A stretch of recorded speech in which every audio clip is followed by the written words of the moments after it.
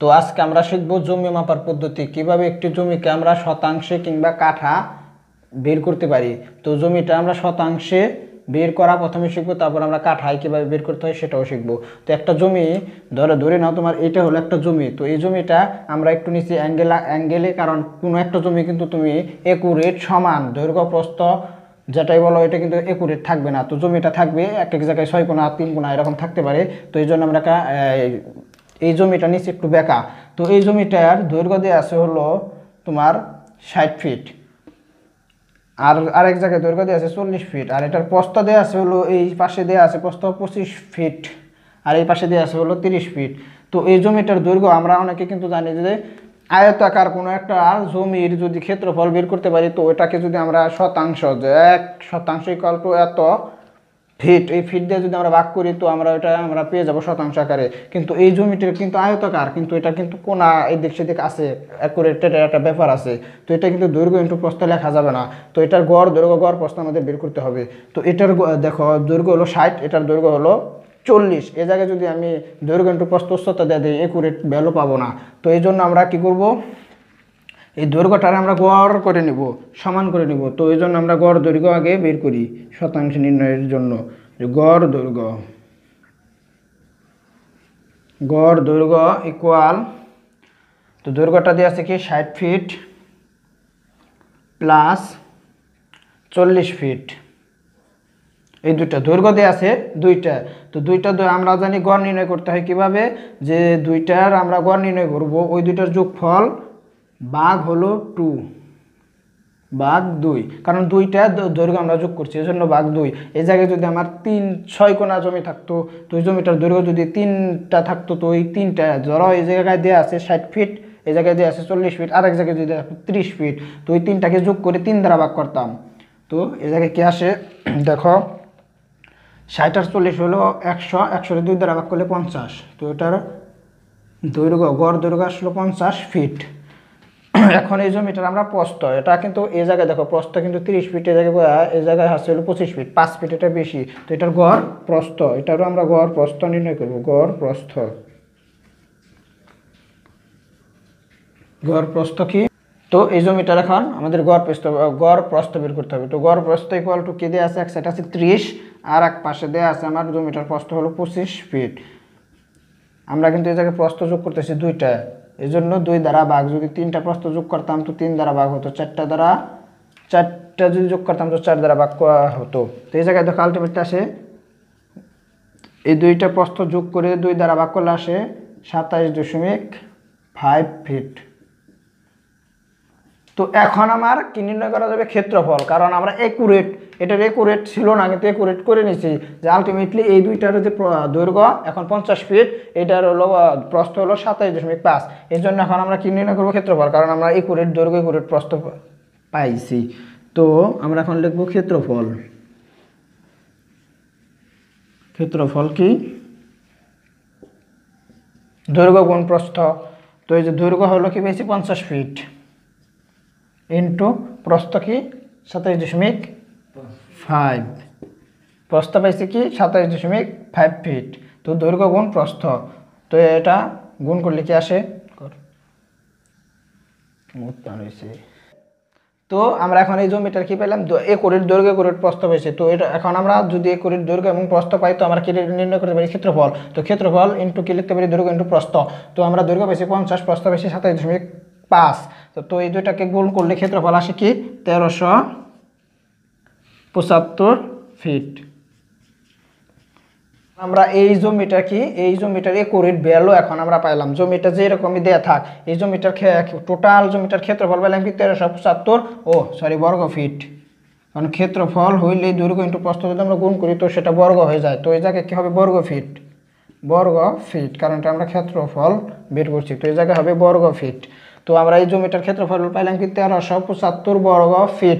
দেখো এখন তুমি যদি এই জায়গায় একুরেট দৈর্ঘ্য একুরেট প্রস্থ বের না করতা, তো এই জায়গায় দেখো তোমার এই জমিটার একুরেট ক্ষেত্রফল পাইতা না। তুমি যদি এইভাবে যোগ করতা 40 আর 60 আর 40 দৈর্ঘ্য, তাহলে তো 100, এই জায়গায় যদি তুমি আর 55 দ্বারা গুণ করতে, দেখো জমিটার ভ্যালু কিন্তু তুমি অনেক বেশি পেতে, কিন্তু আসলে জমিটা আছে কম। কিন্তু এইভাবে যদি একটা আমিন সাপ করে তো এবার সেই জায়গায় ক্যাসার লাগবে। এই জন্য আমরা জমিটার একুরেট ভ্যালু পেলাম 1375 বর্গ ফিট। এখন আমরা এই ক্ষেত্রফল টোটাল জমিটা পাইছি হলো 1375 বর্গ ফিট। এখন এই জমিটাকে আমরা শতাংশে রূপান্তর করব, কারণ আমাদের একটা ইউনিট চলে মিটার। যদি আমাদের প্রচলিত থাকতো মিটার তো আমরা এই জমিটা মিটারে কনভার্ট করতাম, যদি আমাদের মিলিমিটারে থাকতো মিলিমিটারে কনভার্ট করতাম, কিন্তু আমাদের জমি জমার হিসাব চলে শতাংশে, এই জন্য আমরা শতাংশে কনভার্ট করব। তো শতাংশে কনভার্ট করার জন্য ওই জায়গায় হিসাব করছি কি আমরা ফুটে, ফুট আসতে হলো 1375 বর্গ ফিট। এই জন্য আমার জানতে হবে যে 1% ইকুয়াল কত ফিট। তো 1% ইকুয়াল কত ফিট এটা জানার জন্য আমাকে আগে জানতে হবে। তো 20.87 ফিট ইন্টু 20.87 ফিট পরিমাণ যদি কোনো একটা জায়গা থাকে তো ওইটাকে আমরা বলবো 1%। 20.87 ইন্টু 20.87 আকারের যদি কোনো একটা জমি থাকে তো ওইটা 1%। দেখুন এই 20.87কে যদি তুমি স্কোয়ার করো তো স্কোয়ার করলে তুমি পাবা 435.6 55 সামথিং পাবে এত ফিট। অর্থাৎ 1% জমি ইকুয়াল টু কি 435.6 ফিট। তাহলে এই যে আমরা লিখতে পারি 1%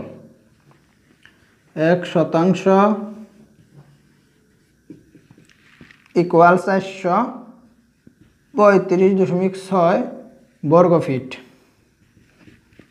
এত ফিট।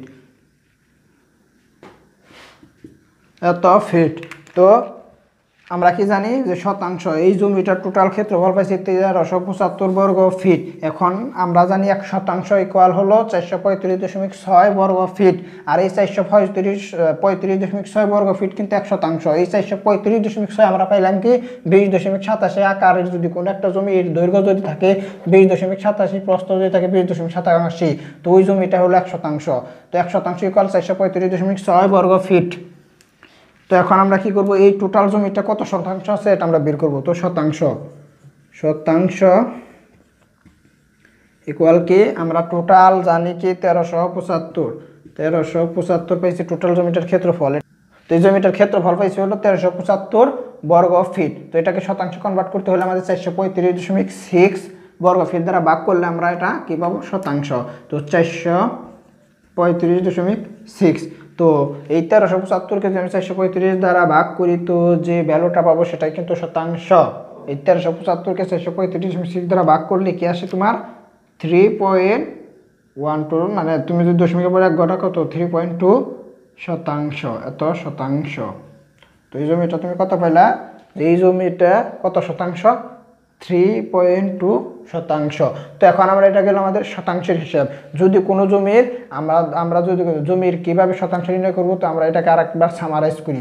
ধরে নাও তোমার এটা হলো একটা জমি, তো এই জমিটার দৈর্ঘ্য প্রস্থ একুরেট দেয়া নাই, কিন্তু দেয়া আছে এক পাশে 60 ফিট আর এক পাশে হলো 40 ফিট। তো এই জমিটার উভয় পাশের দৈর্ঘ্যটাকে আমরা গড় দৈর্ঘ্য করে নিব, জমিটার দৈর্ঘ্যকে একুরেট করে নিব।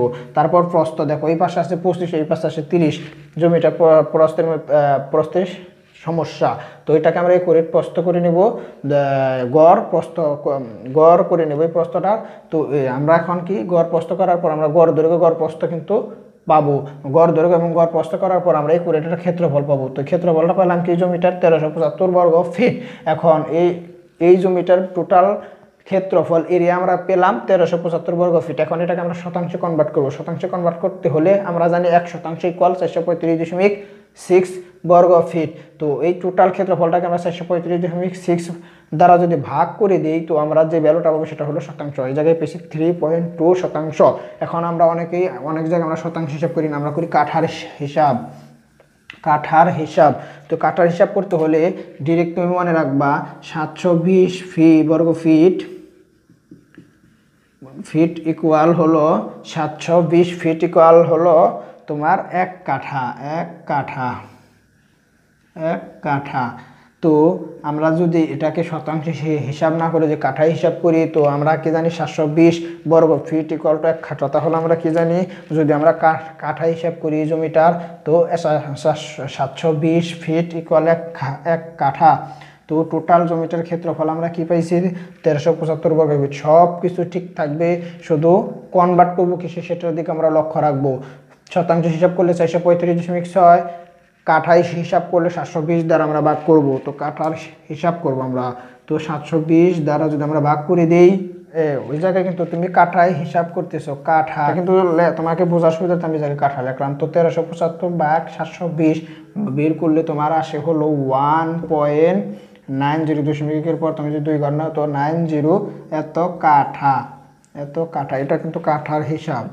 তো আমরা যদি এই জমিটাকে আমরা কাঠায় আমরা হিসাব করে কি পেলাম, 1.90 কাঠা, মানে প্রায় 2 কাঠাই বলা চলে, কিন্তু জমির হিসাব তো ওই জায়গায় এগুলোরও কোনো ছাড় নাই। তো 1.90 কাঠা।